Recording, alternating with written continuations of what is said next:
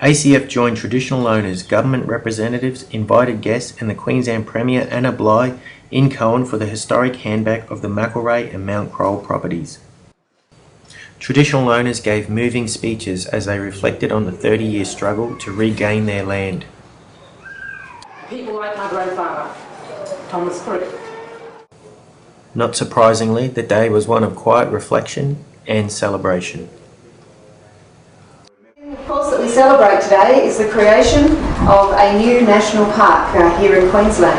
And this is a national park that has extraordinary local significance here in far north Queensland. It is a remarkable piece of land that Queenslanders will all benefit from, but I think it's a piece of land that has national and international significance.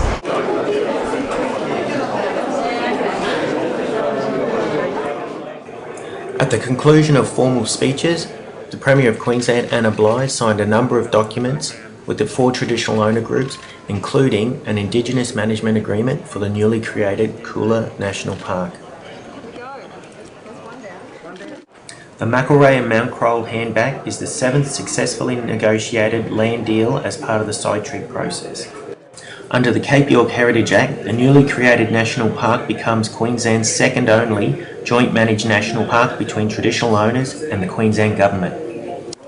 And the Premier will deliver a deed for 2 lots at Mount Kroll to the grantees, who will become the trustees for the Tulka Land Trust. And Mr. Alan Creek will receive the deeds on behalf of those grantees. Straight down the camera.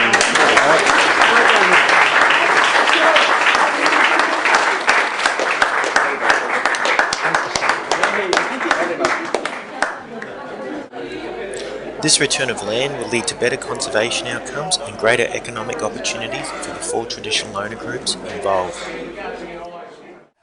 Good day, Don Henry and Leah Talbot from ACF here. We're at Cohen. We've just had a fabulous day with the handback of traditional lands to the people here and the declaration of a new joint managed national park. What do you reckon, Leah? It's fantastic. There was 4 groups that are involved that were traditional owners of this particular piece of country, and I think it's a really significant day for them to have their land handed back to them.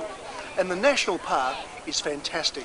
160,000 hectares, that's about 10 times the size of Royal National Park besides Sydney.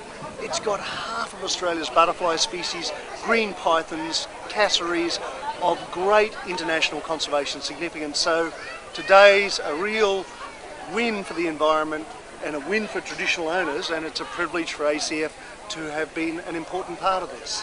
And I think in terms of the national park and all of those important species that are there, we know now that it's going to be back in the hands of traditional owners to help manage that country and look after all those important species that are still there and will continue to be there because of traditional owners. Talia.